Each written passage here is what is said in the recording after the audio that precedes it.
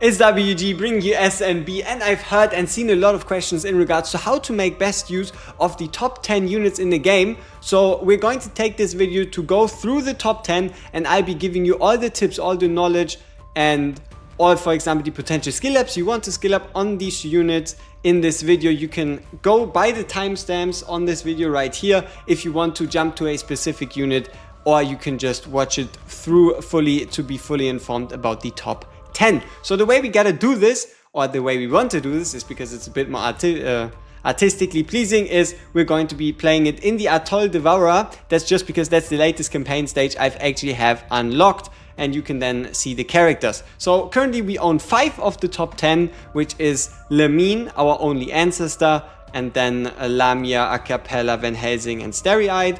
And then the other ones I'll be showing you through the gallery, and then obviously giving you my thoughts and ideas. So let's start off with our own, very own, and also only ancestor, and that is Limine. Limine is a super strong AoE nuker that you can use to also target very specific points.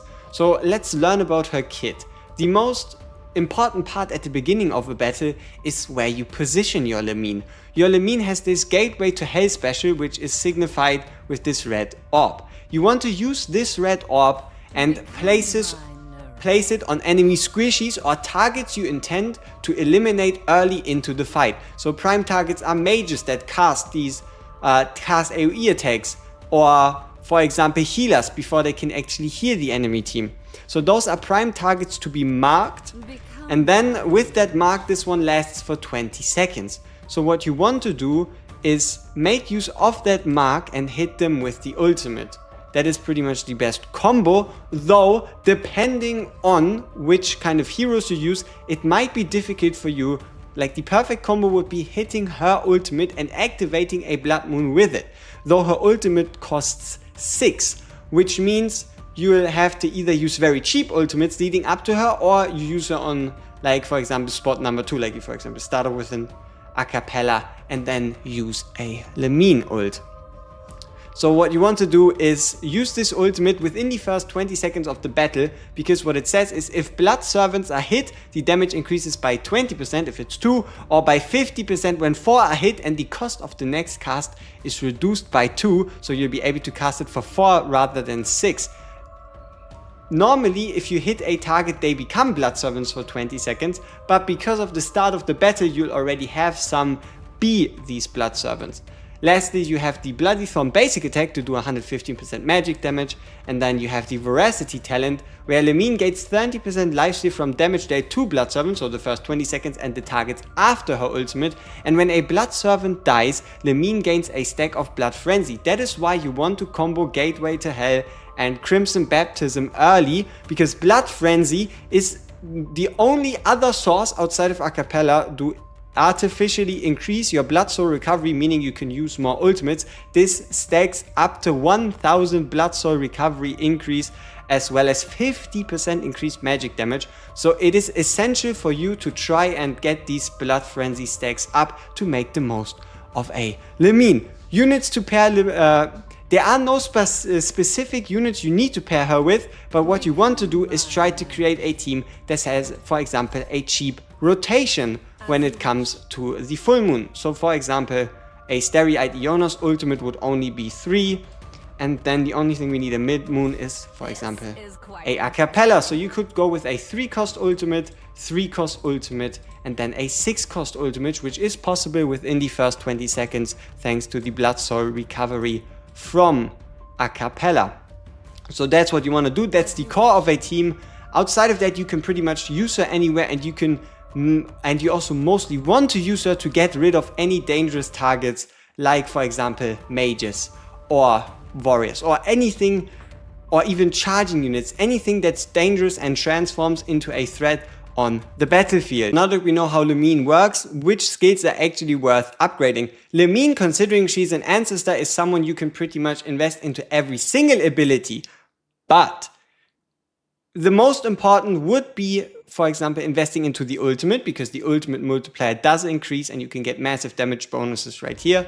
While the gateway to hell itself is something you can keep on a low level, because the effect stays the same. The only thing that changes is you get more increased damage. And her basic attack is something you can upgrade because it does hit multiple targets. So overall, it is a higher multiplier and it is useful, but the most important part is by far the ultimate. Now for hero number 2, let's talk about today newly released Lamia. Lamia gets compared to Limine, and I get asked if you can run both in the same team, and I say, what stops you? If you have a stage where you need 2 sources of AoE damage, running them at the same team is perfectly fine. But enough of Limine, let's talk about Lamia.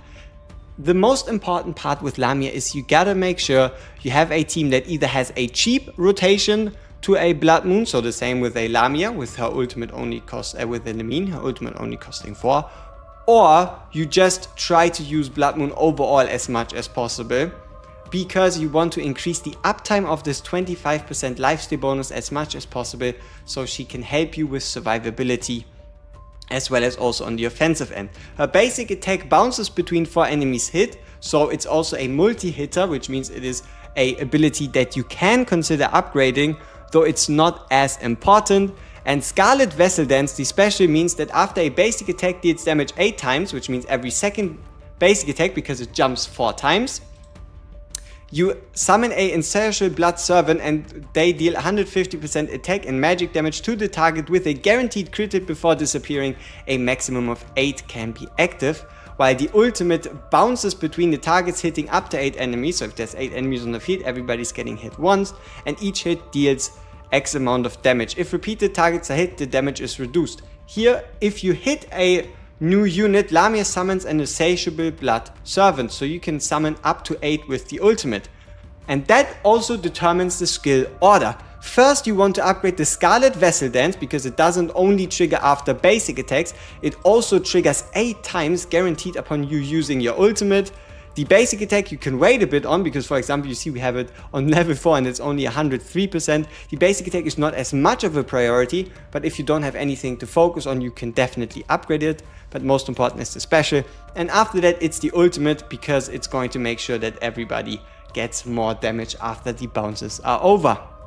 Team wise, you want pretty much a similar combo where you try to get yourself, let's sort by those we have. For example, a Acapella again. Acapella also is the choice you should pick from your 150 summons.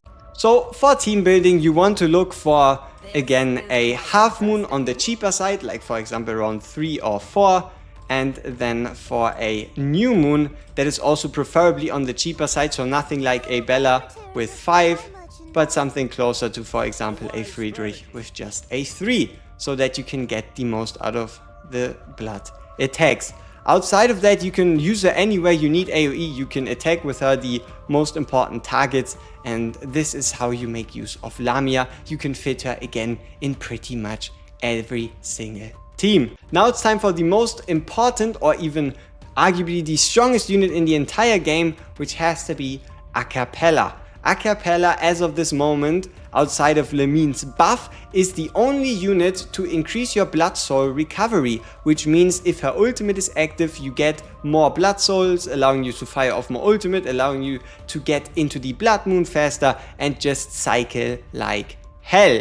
So this is also what you want to skill up. Hymn of Aeon is the first skill you want to upgrade on your account, as long as you have an Acapella, so you can increase the blood soul recovery. The higher it is, the more ultimates you'll be able to fire off. Then you have the Harmony Quartet, which allows you to give AoE healing, together with the Ancient Aria, where she gains notes. And overall, what you're going to notice most of the time, as long as you trigger the ultimate, you are basically guaranteed to give a magic damage, physical damage and crit rate buff. The talent cannot be upgraded, it just naturally happens with RNG, so there's nothing you can do to make it happen more or less or anything the like.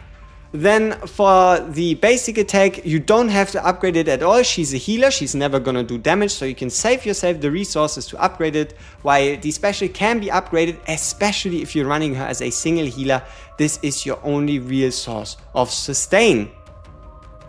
So that is how Acapella works, and for Acapella, she fits into every single team. It does not matter who you are, it doesn't matter who you have, she fits in every single team, and she also fits a very specific role. For this we'll go into the fight, we'll obviously lose, but she fits into the perfect category of an opener. So if you didn't know, you can latch open this field right here, and then for example you can auto place units or use a formation you've used before. But the most important part is this down here: you can determine your starting hand, and you always want Acapella first, and then for example you could be starting off with a Blood Moon combo like so.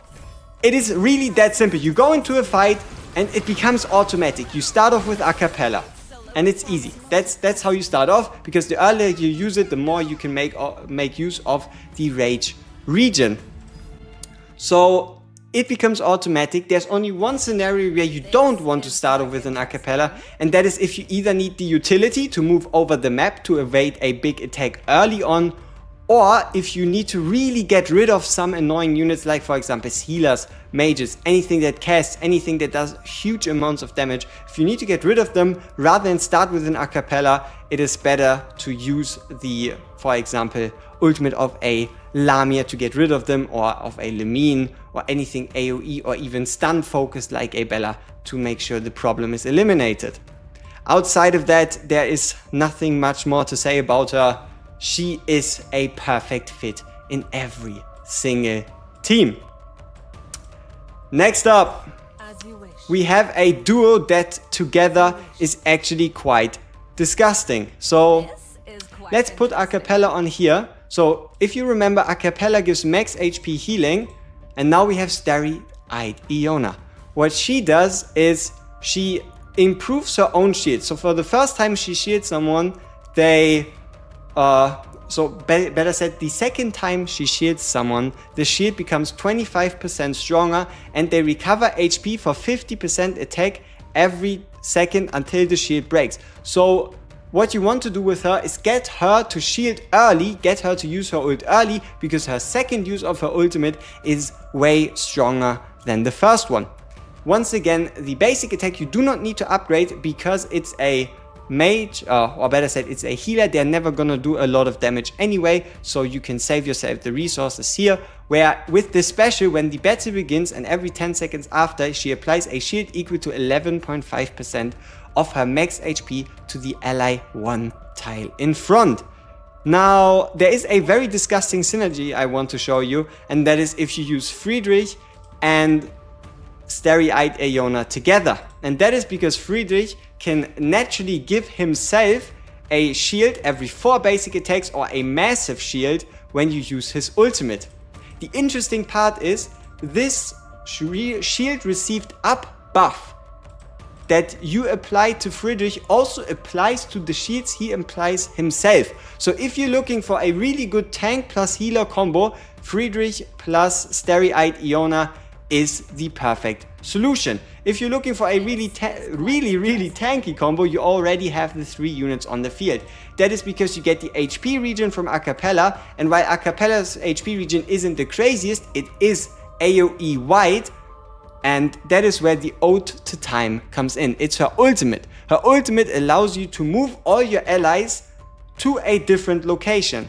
It looks like so, and you pretty much just want to use it to avoid dangerous attacks. Like for example, if something happens, you can then shift your units over. They'll always run to the middle of your cursor. So if you want to move far, try to make sure you have everybody lighting up with that blue symbol below them, and then move as far as possible to potentially evade attacks. So while you then shield these units with your Starry Aiona, the healing from an Acapella can then already go into effect. So the ult rotation would look something like Acapella first, Aiona last, and then you finish it off with a full moon for the blood moon and also overall damage. So that is pretty much all you need to know about Starry Aiona. Now let's talk about the last of the 5 we actually own, and that is Van Helsing. So Van Helsing is a character that is only going to get progressively better over time. He's going to get better the better gear you have, the more dupes you invest in him, I mean as any character. But the further you are in the game, the stronger he becomes because his multipliers and such then start to really work together. My bad. His talent says effective range, and if there are no allies 2 tiles in front of Van Helsing, he gains 2.5% crit rate every second for the first 20 seconds of the battle, while when the Blood Moon is active he gains 10% additional crit rate. What I always like to do is, if we have a full team, let's for example make sure we get him in here, I always like to do is just place him off to the side. The reason why I like to place him off to the side is there's never a scenario where there's anybody 2 tiles in front of him, and your front row units are always going to get attacked first. So just placing him off to the side allows you to easily trigger his crit rate talent, allowing you to get up to that 50% crit rate. So that's the reason why we put him off to the side. He doesn't get targeted and there's nobody tile 1 or tile 2 in front of him, meaning we get the full benefit. Now for the skill ups, his basic attack can be skilled up because Van Helsing is also one of the best DPS when it comes to not using the ultimate, and that is because of the Renegade Roulette. The Renegade Roulette said that for every 5 basic attacks, Van Helsing deals additional damage equal to a percentage of the target's lost HP. This damage is kept at a percentage of his own attack. So the way that works is, even if you use the ability from someone else to make the enemies low, like for example you use a Lamia to weaken the enemies, the basic attacks of Van Helsing are going to get naturally stronger without you having to do any real investment. Then last, you have one of the most expensive ultimates, but also one of the most broken ultimates if used in the right circumstances, and that is Van Helsing's Crick Door, where he swaps to a explosive bow, so all of a sudden you're dealing AoE rather than single target damage, and he gains 50% attack speed or 5 stacks of 10% attack speed through Swift Hunt. His basic attack now deals the AoE damage, and when he kills units with his explosive bow, he gets a stack back. He loses 1 stack every 3 seconds, so the ultimate lasts for 15 seconds naturally, with the attack speed slowly declining from 50 all the way down to just 10%. But if you use him in something like for example the Time 1 Mausoleum, where there's a lot of enemies attacking, he can infinitely ult. He can infinitely ult as long as there's targets to hit, as long as there's targets to kill, he can infinitely ult. So he's one of the best to use his ultimate like off to the side, to have him be stronger but have like your main focus to take out the enemy threats be on your other units, so that he can then clean up the enemies and pretty much finish the fight for you. So skill up order is the special, the ultimate, and then the basic attack if you really want to upgrade it.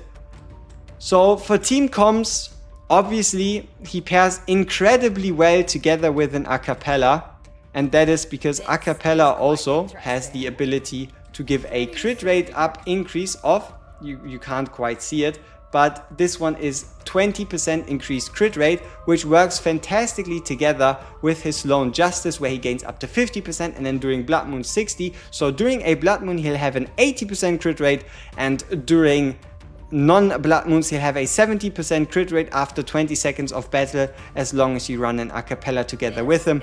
Other sources of crit rate increases to affect him also work massively, and if you can get something like a physical damage up on him, also for example courtesy of Acapella, he just turns into a real monster.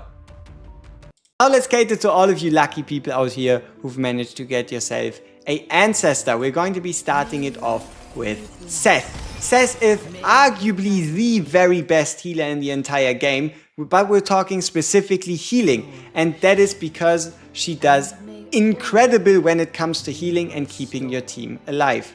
So let's talk about what you want to upgrade and all the like. So she does have incredible synergy between all her attacks, but again, like any healer, you can completely skip out on the Holy Chant. There is no reason for you to level it up. She's never going to be a DPS anyway. The special, or better said the talent, you don't need to level it up, you cannot level it up, but then the special. Once every 4 basic attacks, you heal the ally with the lowest HP for 35% of her max HP, as well as casting Purify. This is one of the targets you want to upgrade. In general, if you're wondering if a special is good or not, specials that tend to activate on certain conditions throughout the battle multiple times are usually better than a special that activates only once at the beginning of a fight. So something like that, every 4 basic attacks you're guaranteed to heal someone for 35% max HP as well as purify them. And that is where the talent comes in. When an ally gets purified, they also restore 10% of Seth's max HP, which means rather than this being 35% at max level, it is actually 45%. So to whatever value you have in your special, you need to add 10%. And also the first time any vessel's HP falls below 50%, she immediately heals them by 10% is another part of her talent. So now for the ultimate is something that truly allows you to push stages you're not meant to beat. And that is because in the later stages, they always do a crap ton of damage. And most of the skills that happen in stages happen early on. There's like mages that start to cast early. There's charges that charge into formation early.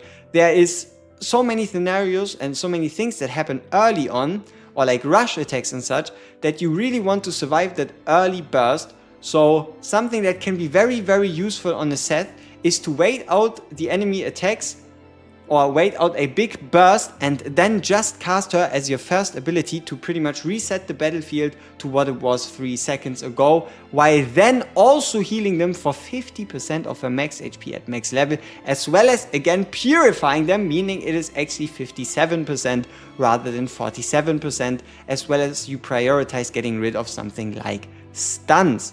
As well as this scale not being affected by HP block or other effects that alter HP recovery, which probably appears later down the line in the story mode. If a unit's prior HP was less than a current HP, the skill will not be applied, so it does not matter to you at which point you use it. You cannot actively lower your unit's HP, and they are always going to get healed for 47% of their max HP, no matter if their HP was lower or fuller within the last 3 seconds. So making tactical use of Seth is what you really want to do. And Seth, she fits into any single team. She is going to be your primary source of healing for any piece of content. So you can always fit her into any team, use her as your healer, pair her with an Acapella, and you have a 2-unit 2-healer setup. You have her, you also have her for the new moon to start off the fight, Acapella as a mid moon to continue, and then another full moon to finish it off. Seth, one of the easiest to build and one of the easiest to use. Next up, we've got Tr.Hati. Now, Tr.Hati is what I would call an enabler. And in the sense that she actually buffs other SSRs that are worse if you do not own a Tr.Hati. So if you want to play to the strengths of Tr.Hati, you also need to include these units in your team to maximize her fully. So what exactly am I talking about? Before we get into the rest of the kit, let's talk about the ultimate. And that is, you do a huge amount of damage to enemies in a rectangle, but this immediately triggers all continuous damage effects carried by enemies 2 times. So what you're actually looking for is other units to pair her with that also inflict these debuffs. So for example, in Inc.Agares, Condemned to burn until the end of days. So for example, units you want to pair her with start all the way at something like a Joanne. Joanne has the ability to apply a lot of these electrified stacks, or better said, of these induction stacks, and the more induction stacks you stack, the more damage you're also going to double trigger once you trigger the ultimate of your Hati.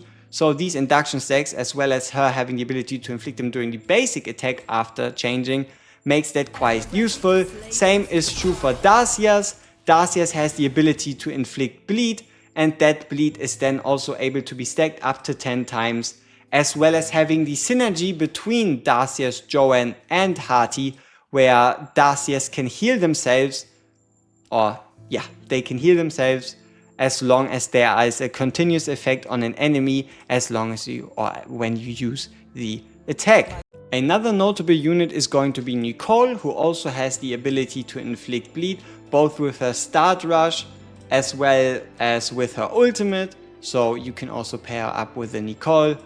And then the last notable unit has to be Triss. Triss has the ability to also apply the same electrified state as John, or better said the same induction stack, where with her basic attack she applies it, and then also she hits an enemy 12 times, and every single one of those count as a basic attack to then inflict a stack of induction. So yeah, Triss is a bit of a weird one. You have to pay attention to her. She might actually be really meta, and that is considering that during the beta, so everybody's information pool, her multipliers were actually flawed and she didn't do nearly as much damage as her kit would have led you to believe. So she might just very well be one of, if not the single strongest single target unit. What a sentence in the game. It still remains to be seen how truly strong she can actually be. So on the note of skill up priority, the ult is a really good choice because it goes up to a really high multiplier, so you get a good payoff with every single upgrade. The special also works really well because you're also guaranteed to trigger this as long as you activate a Blood Moon, which means if you rotate through a team with a lot of Blood Moon generation, then you get even more out of this. And her basic attack also has a really high multiplier at 180%, so she is a prime target for pretty much all your resources. Now let's get to arguably the best tank in the entire game, Tr.Ami, and if you want to know how to use her, put her in the front line. Let her get smacked around. She works in every single team. There isn't anything you really need to prepare. So what she does is she reduces magic damage taken by a flat 30% as long as she gains these Landis spirits. But how can you make her gain those? That is by every 2 basic attacks you generate one of these, and these spirits each deal 450% damage to the target and then recover HP for your Tr.Ami, which is one of the reasons why she's so freaking tanky. So it just takes her 6 basic attacks for you to be able to get the 30% magic damage down. You can skip out on the basic attack because as great as this is, which you should actually level, this doesn't come into play a lot and you can cheap out a bit on the materials right there.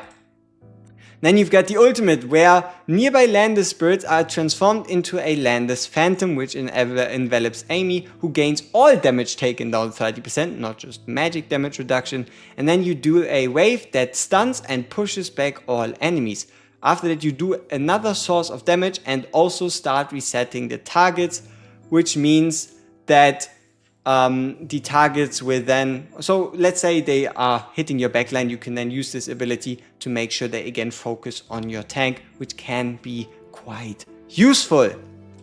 And it also overall just helps with making your team stay alive. Keep in mind, if you use this ability and you transform into a Landis Phantom, you'll then have to again do 6 basic attacks to stack up to the 30% magic damage down. As we've already said, she pretty much fits into any team and she is one of the easiest to build with. Next up we've got Inc.Agares, who might just, it's a bit uncertain yet, who claims the throne of the best single target damage dealer. It's probably between Inc.Agares and your Transcendent Noah, so it is one of the two, but what is he all about and what do you need to skill up and how do you make the most of him? So overall you can upgrade his basic attack because it's AoE, so you get a bit more value out of it. You have this Wild Red Lotus, which is just incredibly overpowered. Do focus your resources on it because the higher the percentage, the faster you'll make your way towards the 50% magic damage increase, as well as also increase the cap. So the special is quite a good source because 50% magic damage just for being on the field every 2.5 seconds is quite high. Then right here you have his ultimate, where he starts channeling at a select target, so you can start dealing single target damage to that target as well as also AoE damage to targets being close. And while you channel this ability, he loses 11% max HP per second. So if there is no healer in your team, Agares is always going to die after his ultimate because he loses 11% while channeling for 10 seconds, meaning that at minimum you need to heal him for 11% during his ultimate, otherwise you're going to lose him. But it is not even all that bad that you lose him, and that is because when Agares dies, he descends into flames and becomes untargetable. After 5 seconds, he activates Flames of Creation, which fully restores his HP and gets rid of all debuffs. And in that state, or better said, this state will be triggered early if your complete team is wiped out. After you've cast the Flame of Creation, his damage increases by 50%, straight up, flat out, and his next ultimate costs 0 blood soul and he doesn't lose HP from his ultimate. This can only be triggered once per battle. So a very valid strategy can be to start off the fight with an Incendiary Agares ultimate to actually kill him, to then have the permanent 50% damage bonus that stacks with the increase in magic damage, to then also not lose any HP from casting any subsequent ultimate. So that can be a valid strategy in using the ultimate early to kill him, to give him the damage bonus and then carry on. Or what you can also do is you can use the ultimate in peace, and even if he dies through it, you'll be able to just use the ultimate again. This is very huge, and timing when he dies and when you're going to use that 0 cost ultimate at 50% more damage is quite crucial to success with him. But for sure he's going to carry you, and he is an absolute menace in the arena. Now we already talked about Tr.Hati, let's get to another enabler. But first off, he is also an incredible standalone unit that does ranged AoE damage with, again, also the open armor type and another full moon. So what does he enable? In general, he enables summon comps. So summon comps, we'll talk a bit about them, but we've already met another summoner, and that is actually Tr.Ami, who summons these Landis spirits. So she also technically is a summoner. So Tr.Noah, what he does is he has this Phantasmal Nightmare talent, where when units other than his shades are defeated, he summons a shade. So if, for example, you kill an enemy on the other side, he gets a shade, and these units are untargetable and inherit 70% of his attack and 20% of his HP while lasting for 30 seconds. Each shade absorbs 10% of Noah's lost HP, which means if he has 5 shades on the field, he only takes half the damage taken because it gets split in 10% intervals to all the shades behind him. You can stack these up to 5, and also when a shade dies you get a damage increase which can go up to 50%.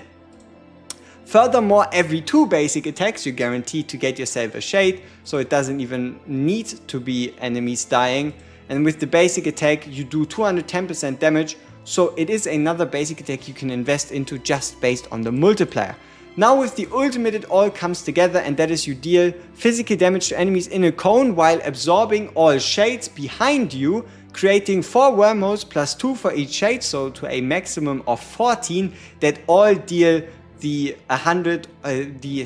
increasing attack percent as well as the AoE damage to units in a circle, and if a target dies he immediately switches away.